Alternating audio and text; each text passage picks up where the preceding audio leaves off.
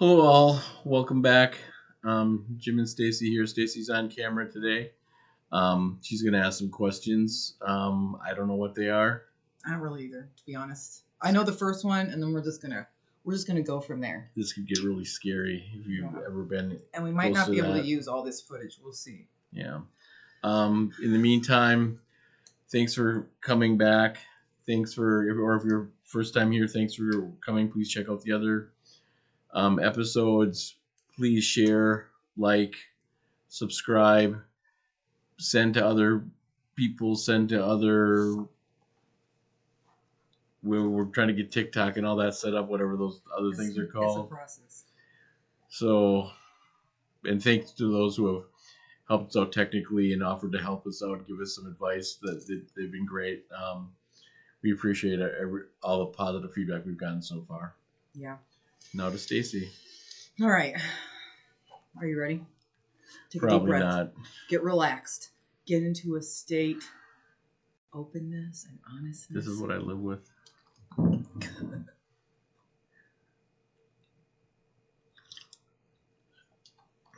All right. Okay. So, Jim. So, Stacy. I would say a big part of what we'll end up talking about is your experience as a tour manager, no doubt. But do you think that is there any chance that you had a missed calling? If you could go back and do it all over again, would you still choose to be a tour manager? Yeah. I don't think there's any question about that. I mean, I'm doing exactly what I wanted to do. I didn't start until I was older. Didn't really have assumed I'd be dead at an early age, so I didn't really think about a career. So I think having the opportunity to work in music and be a part of that, which was my focus anyways, was music, was kismet. All right. So did your experience working in the music industry change the way that you feel about music, the way that you listen to music or experience music, as opposed to being somebody who was in a band and just loved music? Yes and no, because I think in some ways the work becomes the thing, or music becomes the thing, the work. So I don't think but there's always that moment where you hear that song or that moment where you go like, this is where I come from, and now I get to, I have so many of those moments where I like pinch myself and go like, yeah, I might be haven't slept in 3 days, haven't eaten in 2 days.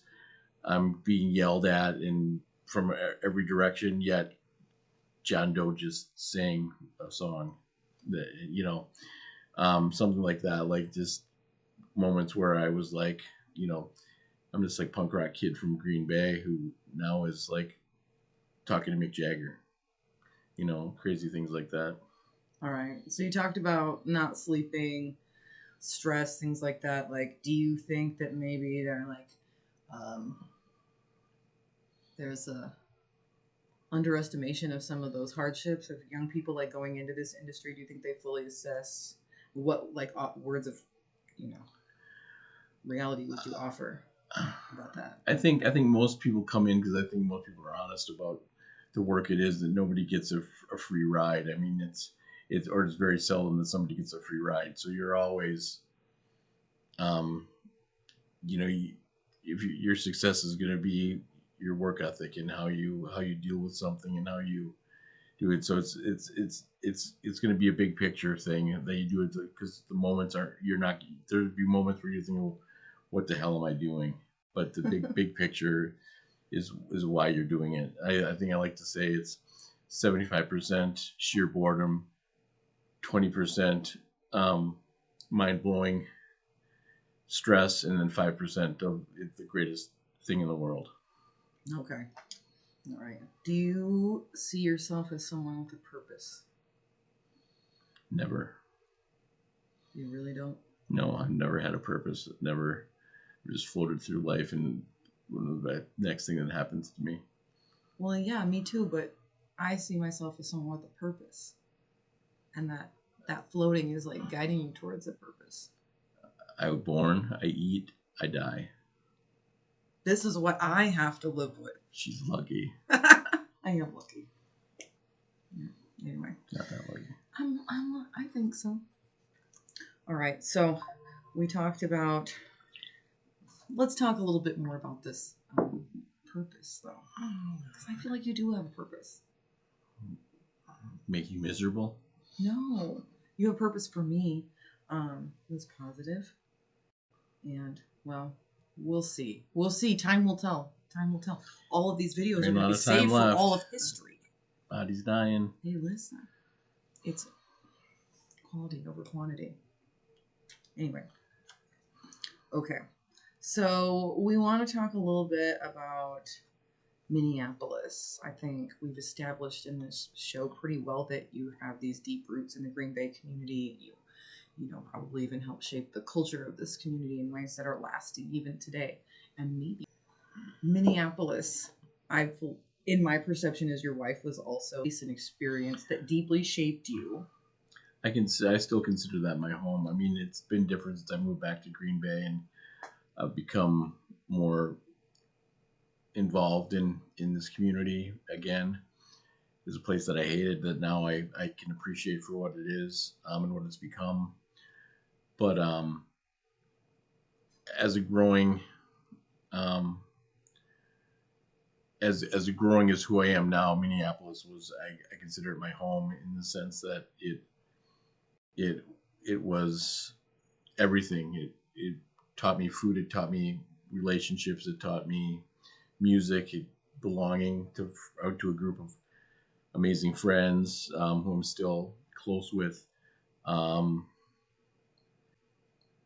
To a musical home, First Avenue, having that, growing up with and being able to see shows 5, 6 nights, sometimes several shows a day, was the hugest thing.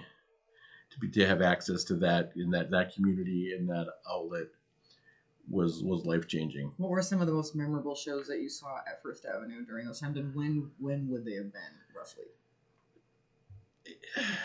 I saw everybody there, from Joan Jett to the Minutemen in the 7th Street entry to a musical home, First Avenue, having that, growing up with and being able to see shows. Chris Remschneider's book, he interviewed me for that, which was again a great honor.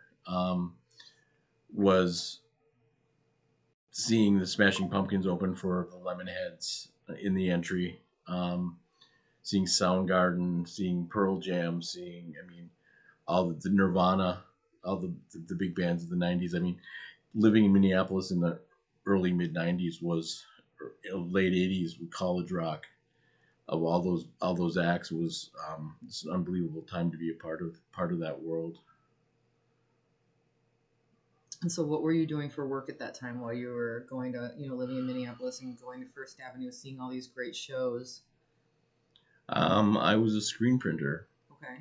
Making signs for Musicland and Target, and eventually decided I was going to move to San Francisco, and had the opportunity to work at a bar called Rogue, which was 5th and Hennepin. And me and my buddy Cliffy Schickler became the bartenders in the restaurant, and did that for a couple of years. And I figured that skill would take me to Minneapolis. But then the production company that worked, Pat Whalen at Backstage Productions, just was working at the club and doing shows at the club. Christy McCall played there, the Specials, Collective Soul played there, and I started working for him, and then I decided to stay and do the job of production rather than move to San Francisco, and the rest is history, I guess. Okay. Now, somewhere in there, you've told me a story about you sending out a whole bunch of faxes. When did that come into place? That was the early mid 90s. I was working at Backstage as a salesperson. I was doing sales, and doing sales was basically taking out I believe it was Polestar Performance magazine, looking for management companies and faxing emails, or faxing faxes, No, there were no emails. 2 management companies saying that offering them I think it was like 1 week free for every month booked with us. And I don't think we got any responses. I remember once, and that night I did it till 2 a.m. sending out hundreds and thousands of faxes. And the next morning I came into the office at 9 after sleeping a couple hours, and I got a call from Mike Crowley, who was the manager for Jimmy Dale Gilmore, and he said, "I got your fax. I want to talk to you about touring for my artist." And I was so tired I had no idea what he was talking about. It took him like 5 minutes to remind me that I'd sent out this fax, because it was the only personal fax I'd sent out. The rest were just generic faxes. Oh, but I really? sent out one saying, "I know your artists aren't big enough to carry full production, but if there's anything I can do to offer you a small package for a club tour, I'd be glad to," because I was a fan of his artists. And he called me, and then that's how I met Eric Frankhauser. Eric Frankhauser was the tour manager. I was the lighting guy, and we did production rehearsals in backstage offices or warehouse, and I never turned back. I had to send some faxes. Well, that was a really pivotal moment then, like in your career, like that fax It was the pivotal moment. Changed your life. Yeah, it was a pivotal moment. And Thanks again, Mike. Taking a chance. Allowing the universe to take hold. The universe is tired of me now. I've worn out my welcome. Not my big girl. Okay, so from there you go out. So then you're about how old at this point? Way too old. Probably 30. Just turned 30. So you just turned 30. It's not that old. And it's inspiring to think that you can pivot yourself into a totally different reality at different points in life. You know, like I hope so. Okay, so you go out on your first tour, you do that tour, then what's your second tour? Where did you go from there? Eric got a call to do the Eels, who he'd called me up to say who are the Eels. I was a sounding board because he didn't know who any of these bands were. And I was and Vince Skelsa, who had an amazing radio show in New York, at the same station that Howard Stern was at. I believe Eric would probably know better. And he had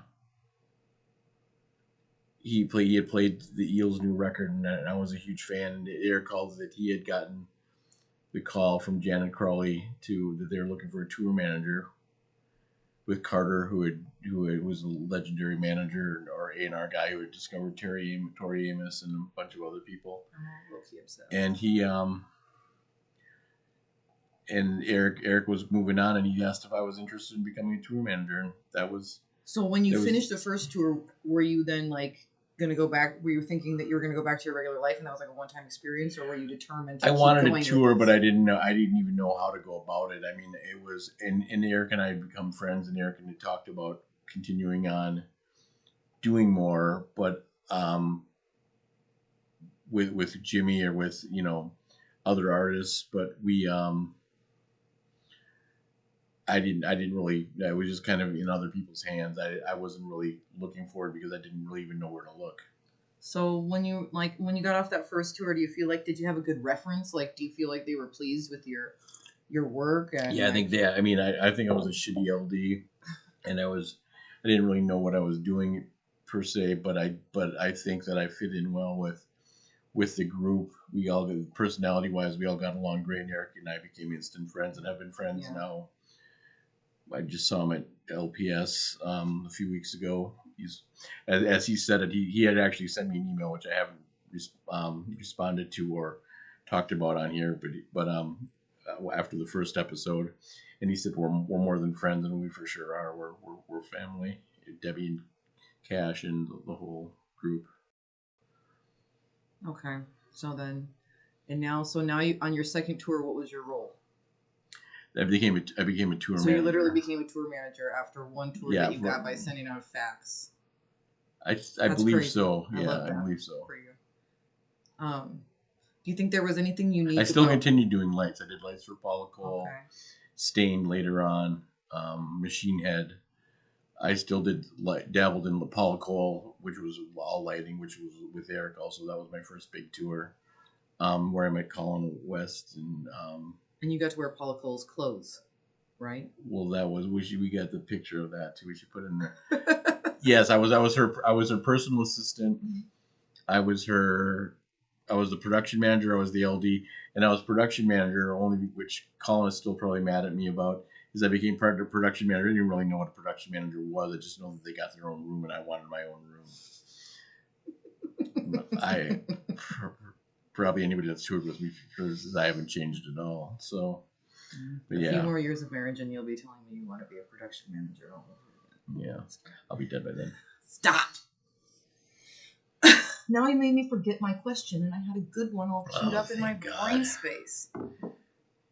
Yeah, in your brain space. We were talking about your second tour. You became a tour manager after just very, only one experience that was sort of random. 6 months or something. Paula Cole and the clothes. Oh, yeah, we became her assistant, and Heidi Kelso had taken a picture. I was leaving tour. I didn't really to move to Miami, so I had to leave the tour early. So they took a picture and made a laminate that said "Girls Just Want to Have Fun." That was on a little fair tour in 96 or 8. Somebody will remember it and correct me. That is when they found out where all the cowboys have gone. Yes, that was the caption on the laminate of me and my cowboy hat. Paula's. Oh yeah, that's right. Colin and Tom Winch and Michael Moulet had all bought me a apron to wear when I was the assistant. So I had the full outfit and a pink wig and a pink tube top. I love. It's one of my favorite pictures of you. What do you think that Paula remembers that? I think I've sent her pictures. I talk to her every once in a while. I'll send it to her. I had the CD. I loved it. I remember being a teen in my first 2 records bedroom, were great. Listening to those. She had a new record out this weekend. A song called "Replacements" in Dinosaur Jr. I just saw it a few hours ago. Check it out.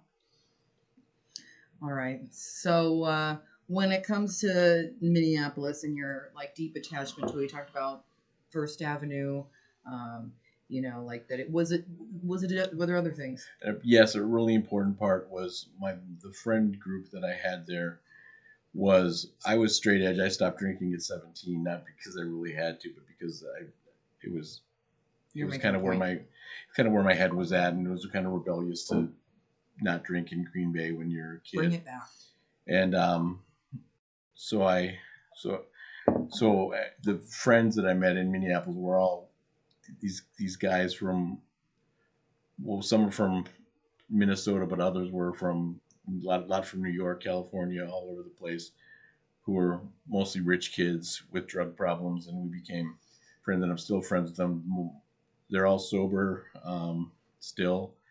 They're all great human beings, and some of the best times of my life happened with them, of just sitting upstairs. We were the guys that always sat at the what do you call that? The what? Banister. The balcony? The railing at first.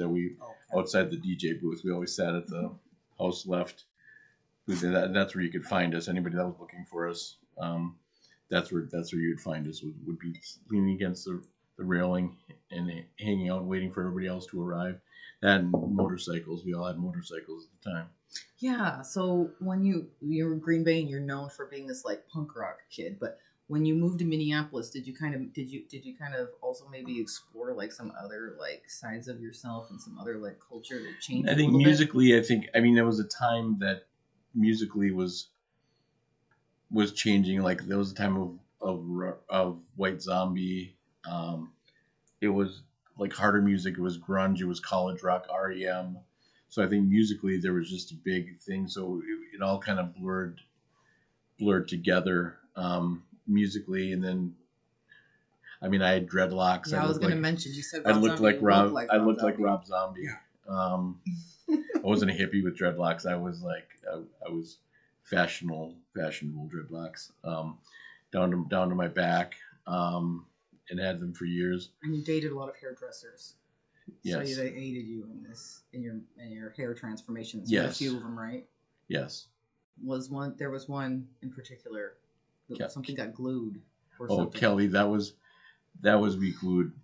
I had blonde, long, tied out. In fact, that picture I think you already had in one of the last, or the Dave Grohl. So I had this long kind of red hair. We shaved that all off, and then braided it, and then glued it back on my head, and like a mullet. And how long did you sport that hairdo? Jerry would probably know, but probably a pretty long time. Okay. Yeah. Fascinating. All right. So, what else? So this was also like, what age range are we talking about? How old were you when you moved to Minneapolis? 20. The first time was 20. Zach was just born. Okay, so you're moving there. You have it. We moved there a few months before Zach was born. And you are a young father.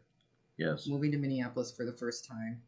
Like, what was your reaction just kind of adapting to a culture of a city like versus Green Bay? Oh, I loved it. I mean, I knew I already loved it. Mark Anderson had taken me there.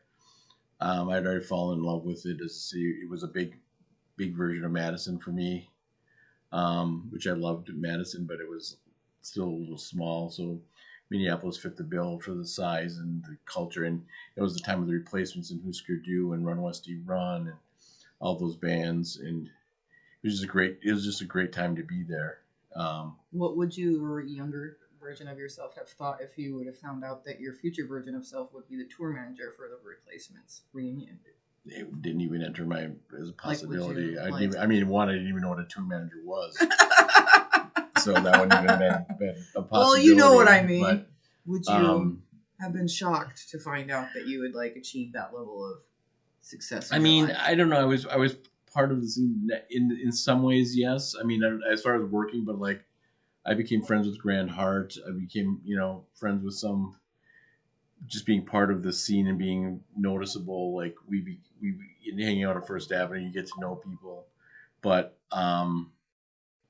as far as working in the music industry, I don't think it would have been maybe Grant and I were going to start up a company doing merch, like so that part of it, like maybe I would have done something with someone, but never considered like touring on the road and being part of that. Never even entered my mind. All right. Are there any places in Minneapolis that you like hung out a lot at, that like besides First Avenue, other spots, and are any of them still around? Bob's Java Hut. Okay. Hi, Bob. Bob was just in town visiting us a few weeks ago. And Muddy Waters. Hi, Jennifer. Marty and I would work all day. He was a Teamster, my friend Marty. We would work all day and be done at 3, and we would drink gallons of coffee. Both of our girlfriends were hairdressers, and so we'd drink coffee until 9 o'clock when they were done with work. From 3 to 9, we'd drink coffee. We'd be totally wired, and we would do that like five days a week, if not the weekend. And the weekend we'd usually have breakfast then with coffee. So that became my life, and kind of my beginning of Muddy Waters, especially, was an important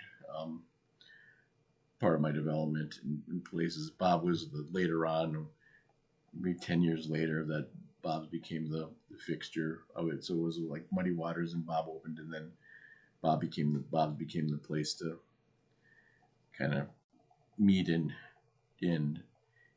what are we doing? You gotta say bye. Oh, thanks for joining us again. Subscribe, like, share, all that stuff. Spread the word. Want to make this a thing. Feel free to any questions. Send us your address if you want. Under the wedding laminates. That's all we got. Yeah. It's all we got. It is almost all we got. Okay. And yeah, hoping to hear everybody. Give us something to do. Write us. Call us. Send us a message. Whoa, what's going on? Technical. We will resolve these issues at some point. Okay. Have until next time.